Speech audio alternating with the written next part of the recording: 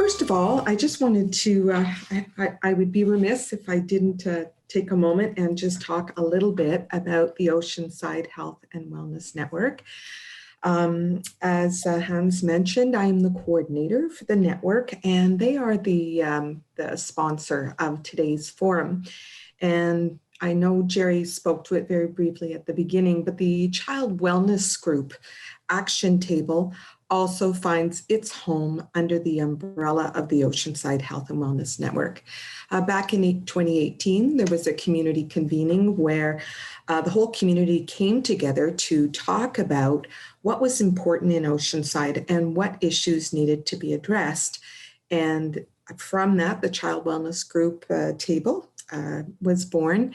And they came away with the idea that they wanted to address child wellness in Oceanside because we know that we have some higher rates of poverty in Oceanside compared to other areas in British Columbia.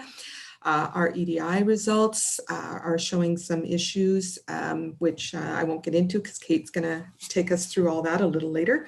But what really resonated with me, though, because I only joined this group back in March, was that they began talking about, okay, well, what are we going to do with this? How we've identified what the problem is, and we know we want to work together to find a solution, but how are we going to do that? So the group has been working together through these three pillars and these various action tables. But what we've been seeing is that it's mostly been work in silos. And over the 3 years, or the last couple of years, the group has really identified that they want to create a greater impact. So we began talking about what is collective impact. So I found this cute little slide here last night that I wanted to share with you all. Very much when you hear about the term collective impact, you think of a group of cross-sector tables all coming together and to do specific work. And this is what is known as collective impact. So what it is simply is a 5-condition approach to solving complex societal problems using effective communication between and alignment of partner organizations. The collective impact approach has been used by governments and nonprofits alike to create measurable results in people's lives. It's probably not the right framework for changing the light bulb, but it is a potential framework for moving the needle on child wellness in Oceanside. Achieving large-scale change, however, through collective impact requires meeting 5 key conditions. So again, I'm going to be going over these very, very quickly because this is kind of dry. There are some links that people can follow, and I will share in the chat afterwards if you'd like to know more. But the most important conditions to be met in any collective impact project are the ones you see on our screen here. The first one is a common agenda, which is simply a common understanding of the problem and a shared goal and a framework for change. The second is a shared measurement system. So it's how we collect our data and measure our results, focusing on performance management and shared accountability. I think the first 2,000 days has already undertaken some of these conditions when we think about the community inventory tool that they've created. This is how we are sharing data and then analyzing and changing our results as we move along. We have mutually reinforcing activities, which means our actions are coordinated. The activities themselves may be different, but they all contribute to the same goal and they need to complement one another. Obviously, continuous communication is a core condition of collective impact. And I've seen and heard of a lot of projects that fall down because it's one of the harder things for people to achieve. It relies on consistent and open communication with the purpose of building trust. Having a strong trust in any collective impact project can make it or break it. The last condition that we have for meeting collective impact is a backbone support organization. So that is a dedicated staff with the resources and the skills to convene and coordinate all of the participating organizations. So while these are the 5 conditions of collective impact, it's also important to recognize that to successfully put collective impact into action, we must also incorporate the principles of practice, which are not so widely known. So what you're seeing on your screen here is a collection of principles of practice that have become more commonplace in collective impact projects over the last few years. Back in 2011, when Kanya and Kramer first put together the 5 conditions, practitioners of collective impact began implementing the conditions, but they knew there was things that were still missing because people were working in the collaborative space and they were still having trouble making it effective and overcoming certain obstacles. So lately, Sherry Brady and Jennifer Splansky-Juster from the FSG organization, which of course the acronym has just gone out of my brain, came up with a group of principles known as the Collective Impact Principles of Action. And some of the things that are very, very important about these principles, the first one is equity, is to design and implement the initiative with a priority placed on equity. I feel that that is so important right now, especially with COVID. I think it's really shone a light on how important equity is for supporting our most vulnerable populations. Secondly, a second principle is including community members. In a lot of the collaboratives that happened over time, groups of people have come together to solve problems for people and not with people, including the community members, the people who we are actually impacting and giving them the ability to make the change has really led to some really successful collective impact projects across the country. Obviously, cross-sector partnerships. I think the first 2,000 days has really done a good job so far already creating these cross-sector partnerships across Oceanside. But we always need to be continuously recruiting and co-creating with our cross-sector partnerships. Learn, adapt, and improve.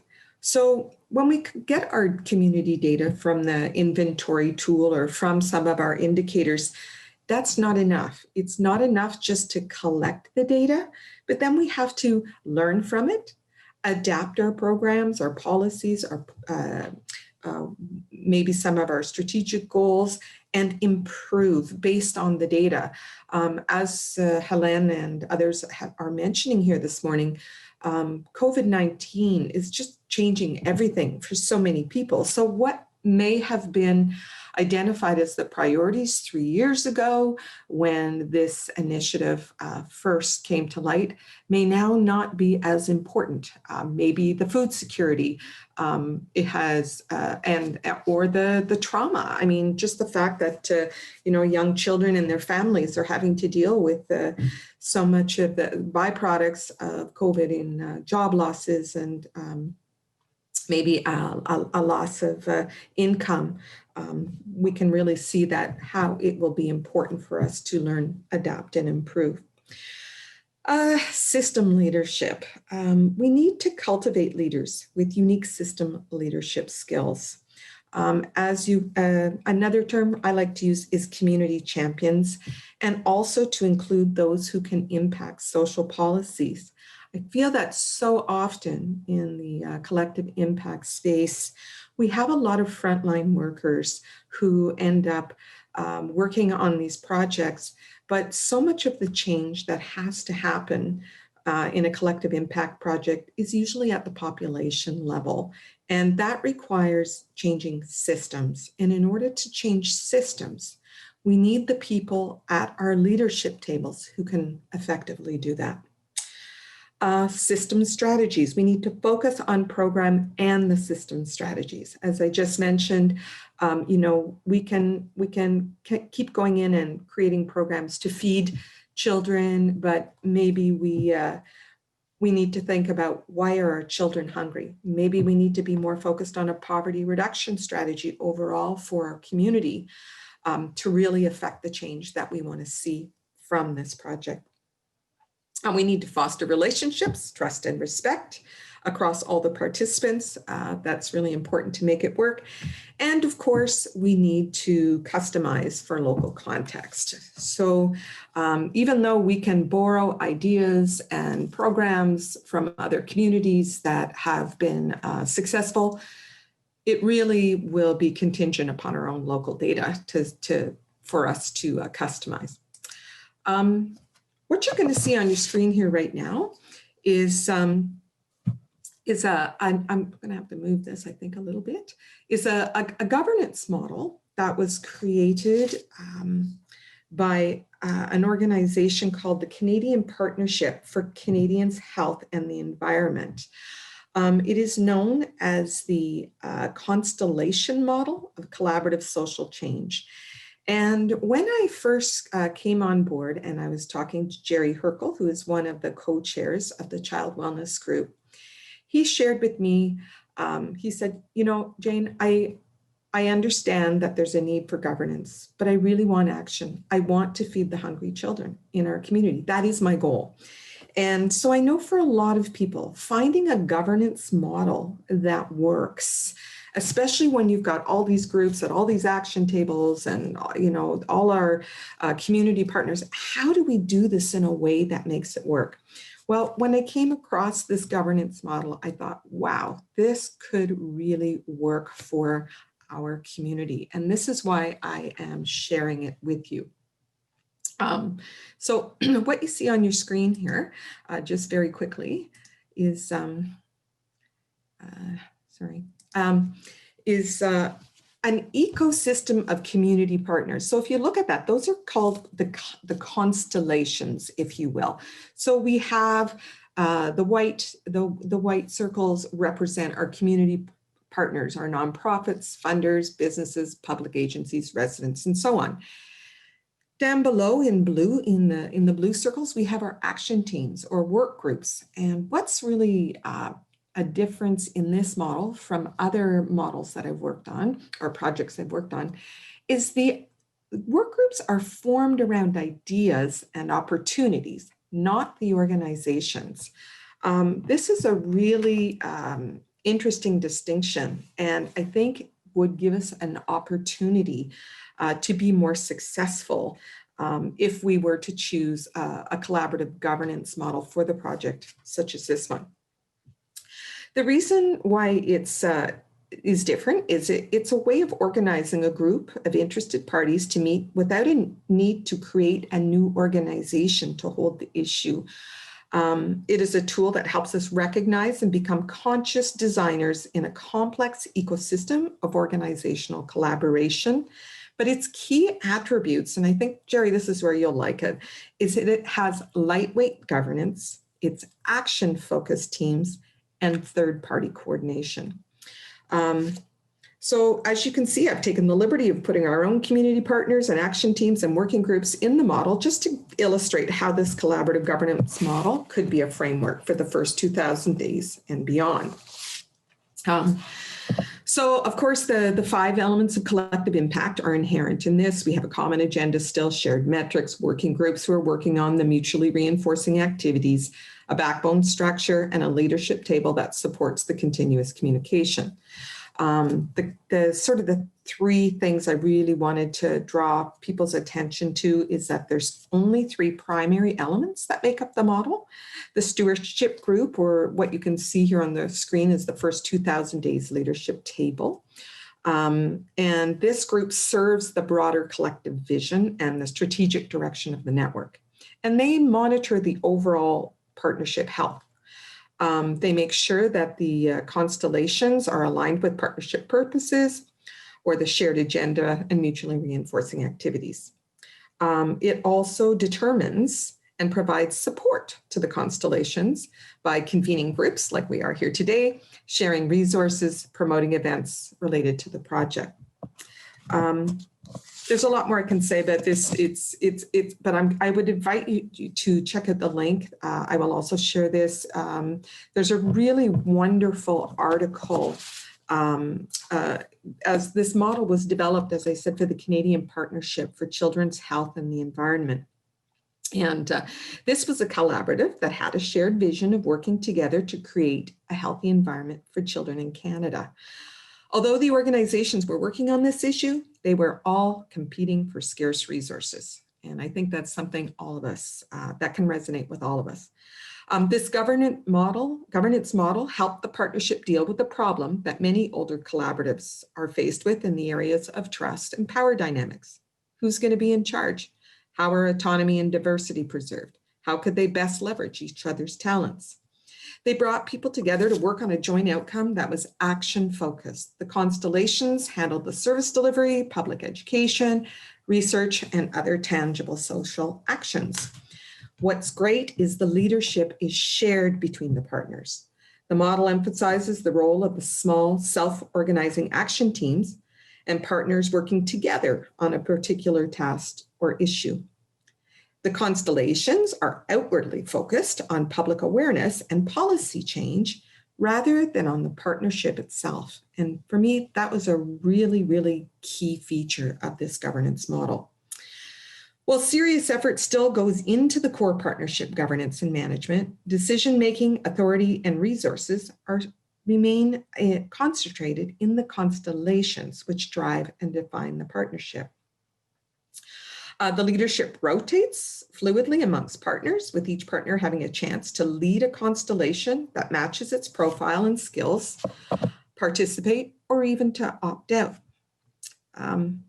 The emphasis on action teams accommodates the tensions around priorities that naturally exist when several groups come together. If one group wants to prioritize research and another wants to work on public health education, they can. They simply start a constellation and other interested partners cluster around them. Constellations flow from opportunism, not from a rigid strategic plan. This makes it possible to balance the interests and needs of each group within the broader goal of highly productive collaboration. Coordination resides outside the core partnership. There is still the challenge that, as all projects have, regardless of if they're collective impact or not, which we still need to get funding for a backbone staff, because trying to manage these types of projects off the side of our desks, as Hans mentioned at the very beginning, often makes it very difficult to succeed. So that's just a very high level and brief overview of this model and some of the principles behind doing a collective impact project for the first 2,000 days. I would like to ask you all to think about what would be our next steps as a collaborative. First of all, is collective impact the right approach? Are we, are we changing a system, or are we changing a light bulb here? I would like to ask you to think about, as we go through the remainder of today and the information we hear next week, who is missing from the table? I would also like to know if, are there gaps in our activities that were undertaken by our action team? Maybe we're missing an action table, and maybe that will come out of the talks that we hear today. Most importantly, I'd like everyone here to consider, what is your role in the first 2,000 days? Everyone has a role to play, whether we are an individual, as a parent or a resident in a community, a grandparent, or as a professional, or as an organization, in helping us, getting us to where we need to be to move the needle on child wellness in Oceanside. I thank you. Haishka.